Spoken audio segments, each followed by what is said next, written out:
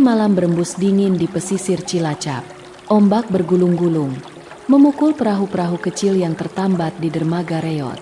Di antara nelayan yang tengah bersiap berlayar, ada seorang pemuda kurus dengan kulit legam terbakar matahari. Dialah Heru, seorang nelayan muda yang hidup dalam keterbatasan. Heru tidak asing dengan kerasnya kehidupan. Sejak kecil, ia sudah akrab dengan laut, mengikuti jejak mendiang ayahnya yang tenggelam saat badai besar beberapa tahun lalu.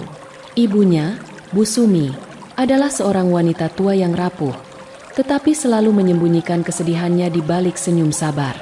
Setiap subuh, Heru turun ke laut, berharap hasil tangkapannya cukup untuk membeli beras dan obat ibunya yang sering sakit-sakitan.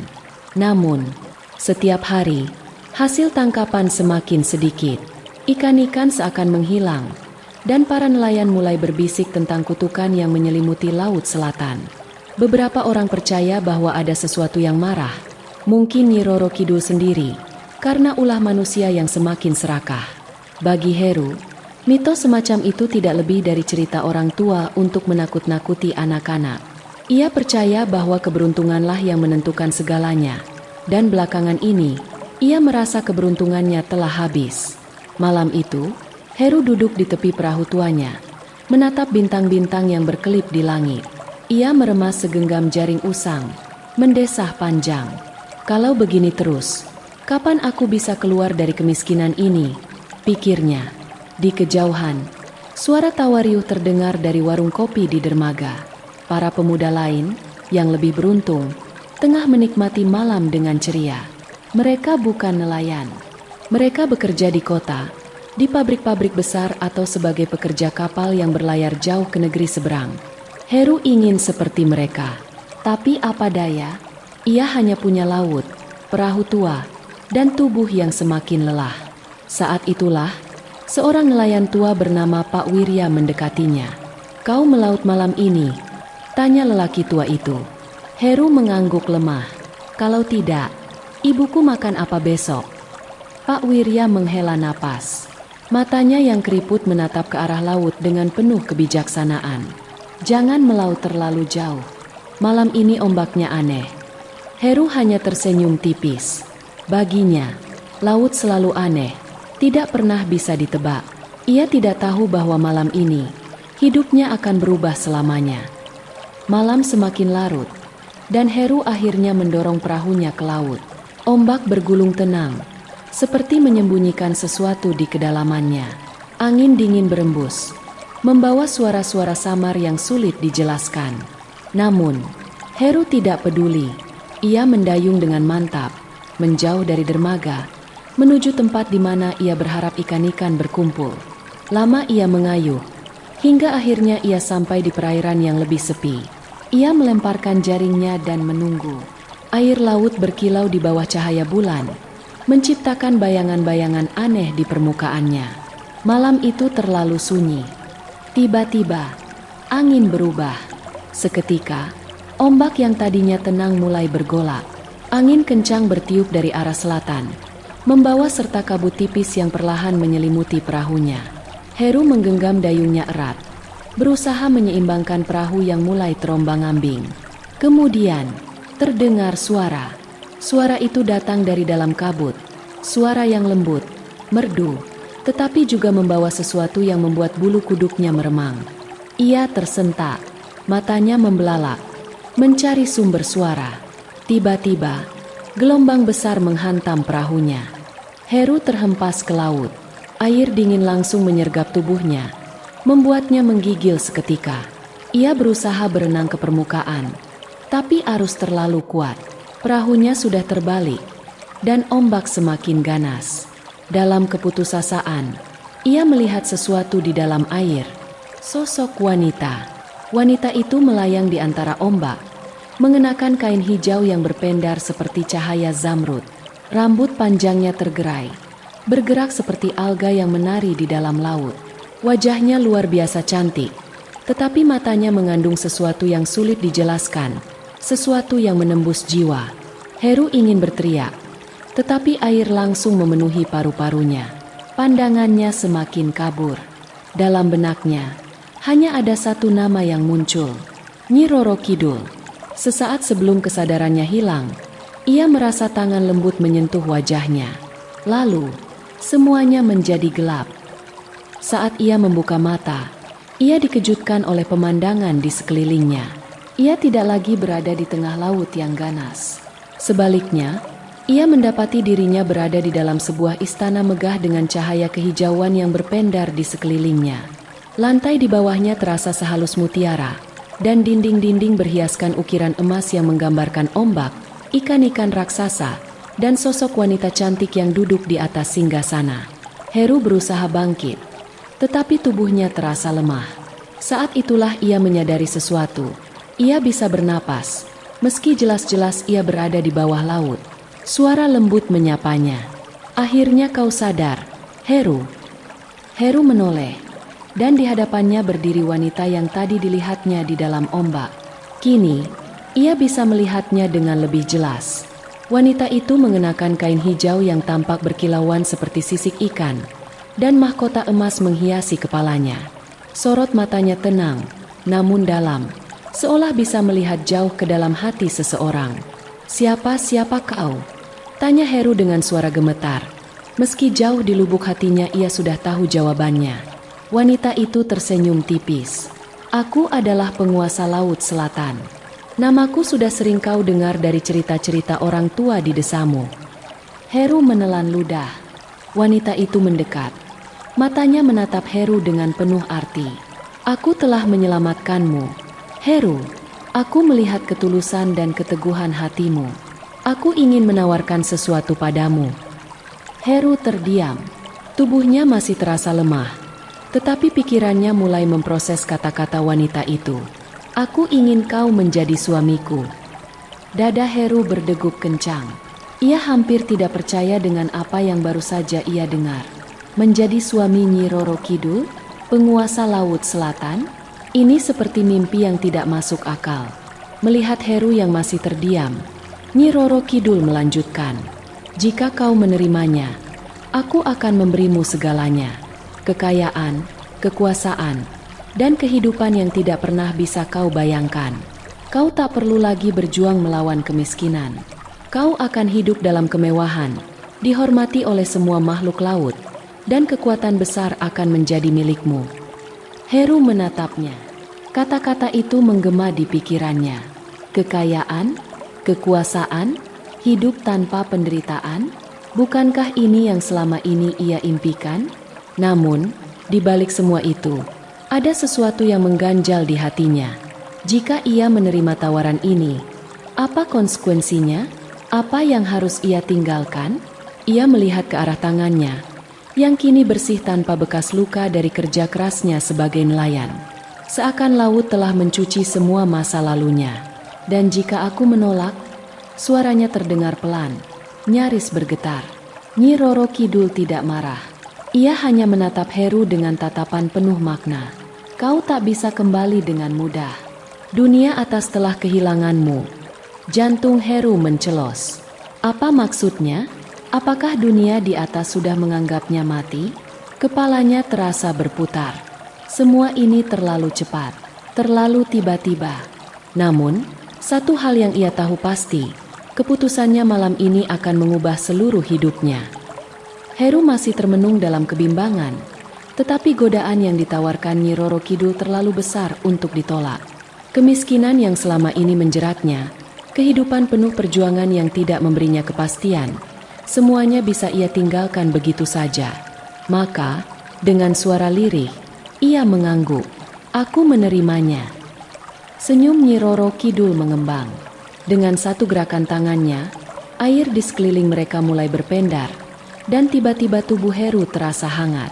Pakaian lusuh yang menempel di tubuhnya lenyap, digantikan oleh kain sutra hijau yang lembut.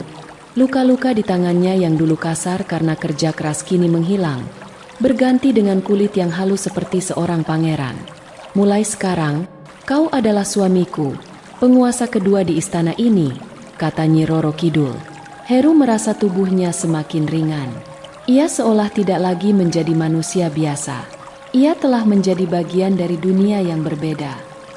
Hari-hari berlalu, dan Heru mulai terbiasa dengan kehidupannya di istana bawah laut. Setiap sudut istana Nyi Roro Kidul adalah kemewahan yang tak pernah ia bayangkan.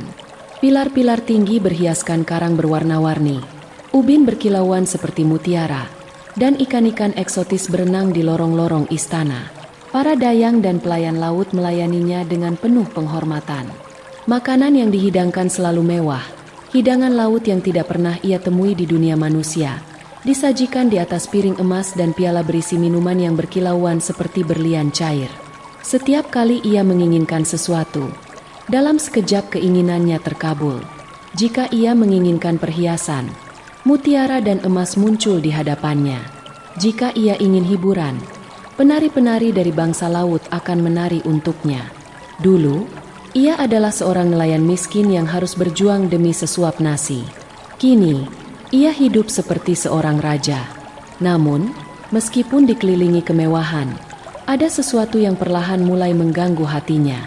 Saat malam tiba, ketika istana sudah mulai sepi, Heru sering mendapati dirinya berdiri di balkon istana, menatap ke atas, ke arah permukaan laut yang jauh di atas sana. Ia bertanya-tanya, apa yang terjadi dengan ibunya? Bagaimana keadaan desanya setelah ia menghilang? Apakah mereka masih mencarinya? Setiap kali ia ingin bertanya kepada Nyi Roro Kidul tentang dunia atas, sang ratu hanya tersenyum dan berkata, "Dunia itu bukan lagi milikmu, Heru. Lupakanlah." Kata-kata itu selalu membuat dadanya terasa sesak. Ia memiliki segalanya di istana ini, tapi mengapa ia merasa ada sesuatu yang hilang? Hari demi hari berlalu, dan Heru semakin larut dalam kehidupan barunya di istana bawah laut. Namun, meskipun segala kemewahan diberikan kepadanya, ada satu hal yang mulai ia sadari. Ia tidak pernah melihat jalan keluar dari istana ini. Setiap lorong yang ia lewati selalu kembali ke tempat yang sama. Setiap pintu yang ia coba buka hanya mengarah ke ruangan lain yang lebih megah, tetapi tidak pernah ke dunia luar. Hingga suatu malam, ketika ia memberanikan diri bertanya kepada Nyi Roro Kidul, "Dinda, apakah aku bisa melihat dunia atas walau hanya sebentar?" Tanyanya hati-hati. Nyi Roro Kidul menatapnya dengan sorot mata yang sulit diartikan, seolah ia sudah menduga pertanyaan itu akan muncul. Dengan langkah anggun, ia mendekati Heru dan mengusap wajahnya dengan lembut. "Kau adalah suamiku, penguasa kedua di istana ini," katanya dengan suara lembut. "Tapi ada satu syarat yang harus kau patuhi." Heru menahan napas. "Kau tidak boleh kembali ke dunia manusia. Tidak boleh melihatnya. Tidak boleh merindukannya." Dada Heru berdebar. Tidak boleh kembali? Tidak boleh melihat dunia manusia lagi? Tapi kenapa? Suaranya nyaris berbisik. Nyi Roro Kidul tersenyum tipis. Tetapi ada sesuatu di balik senyum itu, seperti kesedihan yang tersimpan. "Karena dunia manusia tidak lagi mengenalmu, Heru." "Apa maksudmu?" Sang ratu berbalik, lalu dengan gerakan tangan, ia memunculkan bayangan di udara, seperti tirai air yang menampilkan kilasan dunia di atas. Di sana, Heru melihat desanya. Ia melihat ibunya yang duduk di depan rumah dengan mata sayu. Wajahnya dipenuhi kesedihan yang dalam. Para tetangganya berbisik-bisik. Beberapa dari mereka melempar sesajen ke laut, seolah meminta perlindungan dari sesuatu. Lalu ia mendengar suara seorang pria tua berkata, "Heru sudah diambil oleh penguasa laut. Ia tidak akan kembali." Heru tersentak. Mereka menganggapnya telah tiada. Ibunya menganggapnya telah tiada. Dunia di atas telah melupakannya. Nyi Roro Kidul menatapnya dengan dalam. "Inilah takdir yang kau pilih, Heru. Kau sekarang milik laut." Heru menggigit bibirnya. Ia ingin membantah, ingin berkata bahwa ia belum siap meninggalkan segalanya. Tetapi bagaimana bisa ia kembali jika dunia atas sudah menganggapnya mati? Dan lebih dari itu, apa yang akan terjadi jika ia melanggar syarat ini? Dada Heru terasa sesak. Perlahan, ia menyadari sesuatu yang mengerikan. Ia mungkin telah mendapatkan kekayaan dan kemewahan, tapi ia juga telah kehilangan kebebasannya. Hari-hari berlalu, dan perlahan Heru mulai merasakan sesuatu yang selama ini ia abaikan, perasaan hampa. Di luar, Ia tampak seperti seorang pangeran laut yang hidup dalam kemewahan. Namun di dalam, hatinya semakin bergejolak. Setiap malam, ia berdiri di balkon istana, menatap ke atas, berharap bisa melihat secercah cahaya dari dunia yang dulu ia tinggalkan. Tapi yang ia lihat hanyalah hamparan air laut tanpa batas. Ia merasa seperti burung dalam sangkar emas. Indah, megah, tetapi tetap saja terkurung. Suatu malam, saat sedang berjalan di lorong istana, Heru tanpa sengaja mendengar percakapan para pelayan laut. Raja baru kita tampaknya mulai gelisah. Tentu saja, manusia tak bisa lama di dunia kita tanpa merindukan tempat asalnya. Tapi bukankah ia sudah terikat oleh perjanjian dengan ratu? Heru mengernyit. Perjanjian? Ia menunggu hingga para pelayan itu pergi, lalu kembali ke kamarnya dengan pikiran yang semakin kacau. Apa sebenarnya yang telah ia setujui? Malam itu, ia kembali memberanikan diri berbicara kepada Nyi Roro Kidul. Dinda, apakah aku benar-benar tidak bisa kembali ke dunia atas? Nyi Roro Kidul menatapnya lama, lalu berkata, "Kenapa kau menanyakan itu lagi, Kakang? Aku hanya ingin melihat ibuku, walau sebentar." Wajah sang ratu tetap tenang, tetapi ada kegelapan yang tersirat dalam matanya. "Heru, aku telah memberimu segalanya. Aku menyelamatkanmu, memberimu kehidupan yang tak bisa kau bayangkan. Tapi kau masih merindukan dunia yang dulu menolakmu." Heru terdiam. Ia ingin menyangkal, tapi ia tidak bisa. Nyi Roro Kidul mendekat, membelai wajahnya lembut. "Aku mencintaimu, Kakang, tapi aku tak bisa membiarkanmu pergi. Jika kau mencoba meninggalkan istana ini..." Suaranya mengendur, tetapi ancaman dalam kata-katanya begitu jelas. Heru merasa jantungnya berdebar keras. Ia telah mendapatkan kekayaan, tetapi apa gunanya jika ia tidak bisa memilih jalannya sendiri? Untuk pertama kalinya, ia mulai menyadari sesuatu. Ia harus mencari cara untuk keluar dari sini. Namun, melarikan diri dari penguasa laut selatan bukanlah hal yang mudah. Sejak percakapannya dengan Nyi Roro Kidul, kegelisahan Heru semakin menjadi-jadi. Setiap hari, ia berjalan di sekitar istana tanpa tujuan, mencoba menemukan sesuatu, apa saja, yang bisa memberinya harapan untuk kembali ke dunia atas. Namun, tak peduli kemana ia pergi, istana ini seperti labirin tanpa jalan keluar. Malam-malamnya semakin berat. Ia kerap bermimpi tentang desanya, tentang ibunya yang menunggunya di depan rumah dengan tatapan penuh kesedihan. Dalam mimpinya, ia mencoba berlari ke arahnya, tetapi selalu ada ombak besar yang menghalanginya. Saat terbangun, dadanya terasa sesak. Ia harus melihat ibunya. Suatu hari, saat berjalan di taman istana, Heru bertemu dengan seorang dayang tua yang tampaknya lebih bijaksana dari yang lain. "Tuan tampak gelisah," ucapnya lembut. Heru terkejut, tetapi kemudian menghela napas. "Aku ingin melihat ibuku," katanya jujur. Dayang tua itu menatapnya lama sebelum akhirnya berkata lirih, "Ada cara, tetapi sangat berbahaya." Heru menatapnya penuh harap. Dayang itu ragu-ragu sejenak, lalu berkata, "Di bagian terdalam istana, ada sebuah cermin air. Cermin itu bisa memperlihatkan dunia manusia. Namun, ratu melarang siapapun mendekatinya." Dada Heru berdegup kencang. Malam itu, ketika semua penghuni istana tertidur, ia menyelinap keluar dari kamarnya dan mencari ruangan yang dimaksud. Ia melewati lorong-lorong sunyi. Jantungnya berdegup kencang setiap kali suara air berdesir. Hingga akhirnya, ia menemukannya. Ruangan itu gelap, diterangi cahaya remang dari lentera hijau. Di tengahnya, terdapat sebuah kolam kecil yang airnya begitu jernih, seolah tidak memiliki dasar. Dengan hati-hati, Heru mendekat dan menatap ke dalam air. Perlahan, bayangan mulai muncul. Ia melihat desanya.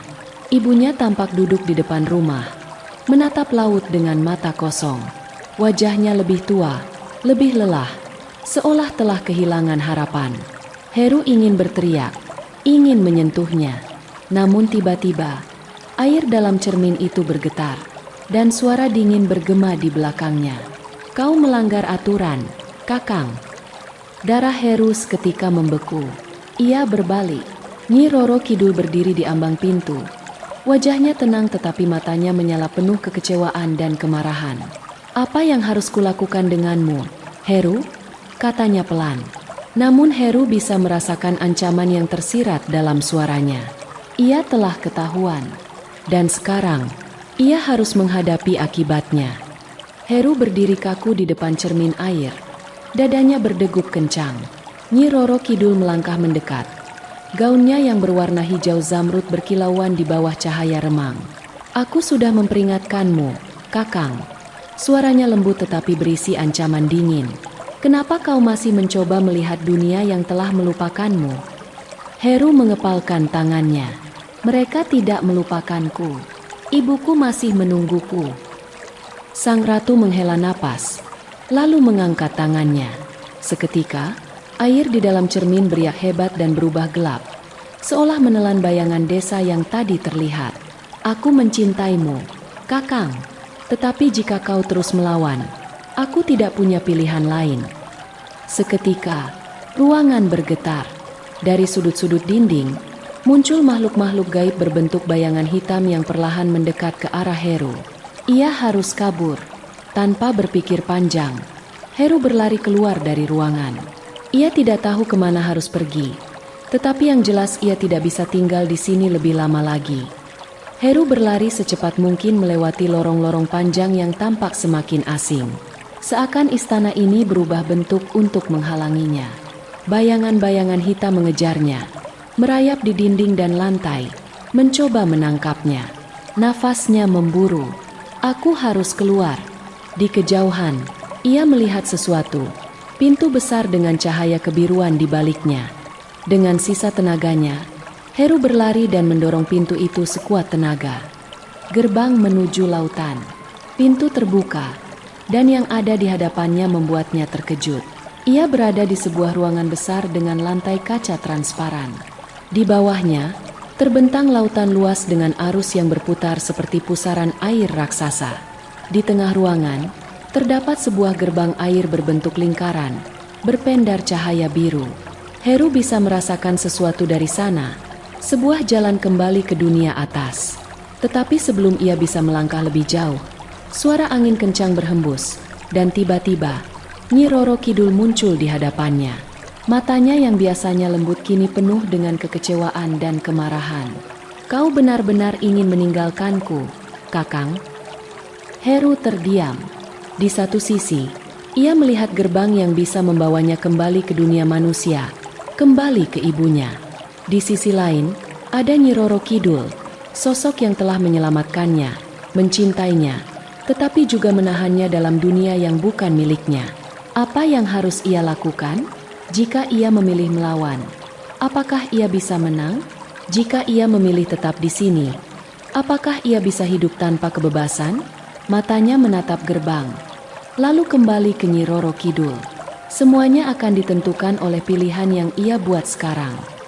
Heru berdiri di antara dua pilihan, kebebasan yang menantinya di balik gerbang air bercahaya biru, atau takdirnya sebagai suami Ratu Laut Selatan. Nyi Roro Kidul melangkah maju. Gaunnya berkibar seperti ombak yang bergejolak. Wajahnya tetap cantik, tetapi ada kekecewaan yang dalam di matanya. "Kakang, aku telah memberimu segalanya. Kekayaan, kehormatan, kehidupan yang lebih baik dari yang pernah kau impikan. Dan ini balasanmu?" Suaranya terdengar lirih, tetapi mengandung kekecewaan yang menusuk. Heru menatapnya dengan perasaan campur aduk. Ia tidak membenci sang ratu, tetapi ia juga tidak bisa hidup selamanya di dalam penjara emas ini. "Dinda, aku berterima kasih padamu. Aku tahu kau mencintaiku, tapi aku bukan milik lautan. Aku adalah manusia, dan aku rindu keluargaku." Mata Nyi Roro Kidul menyipit, dan seketika udara di ruangan itu berubah mencekam. Ombak raksasa berputar di bawah lantai kaca. Angin laut berhembus kencang, dan langit-langit istana seakan bergemuruh. "Jadi kau tetap ingin pergi?" Suaranya kini terdengar lebih dingin. Heru menelan ludah, tetapi ia mengangguk tegas. "Aku ingin pulang." Secepat kilat, Nyi Roro Kidul mengangkat tangannya. Air laut tiba-tiba membentuk pusaran besar di atasnya, siap menghantam Heru. Kalau begitu, aku tidak akan membiarkanmu pergi begitu saja. Gelombang raksasa menerjang ke arahnya. Heru melompat ke samping, nyaris tersapu oleh kekuatan luar biasa itu. Ia tahu, jika ia ingin keluar, ia harus melawan. Dengan cepat, ia mengambil tombak hias yang tergantung di dinding dan mengarahkannya ke arah sang ratu. Maafkan aku, Dinda, tapi aku tidak bisa tinggal di sini. Nyi Roro Kidul menatapnya dengan mata penuh luka. Jadi kau memilih melawanku? Seketika, tubuhnya bersinar hijau terang. Dari belakangnya, muncul siluet naga laut yang melingkar, siap menerkam. Heru tahu ini adalah pertarungan hidup dan mati. Heru berlari menuju gerbang air, tetapi ombak liar menghalanginya.